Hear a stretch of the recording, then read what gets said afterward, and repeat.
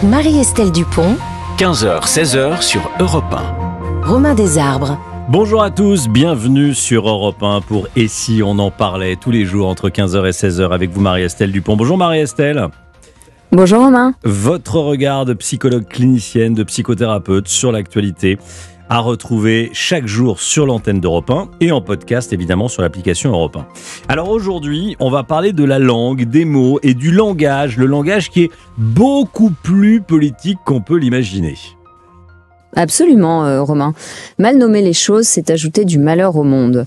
Je dis toujours à mes enfants, choisis bien tes mots, car c'est comme des wagons dans lesquels tu mets des petits bouts de ta pensée que tu envoies à l'autre.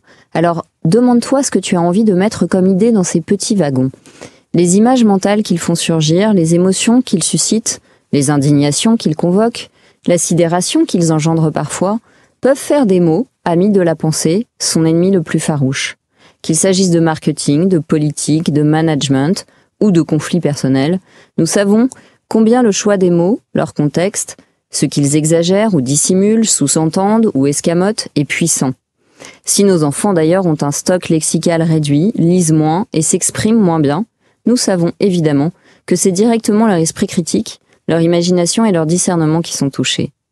Dans le même temps, l'utilisation de la langue française à des fins de propagande dans la vie de tous les jours est une intrusion pernicieuse et répétitive des conduites.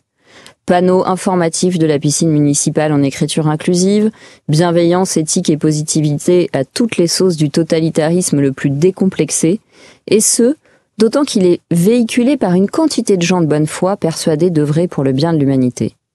Mes chers auditeurs d'Europe 1, je pense que ces personnes ne voient pas du tout de quoi ils se font le relais, ni à quel point cette communication bullshit escamote souvent le fond des problèmes qu'ils prétendent résoudre.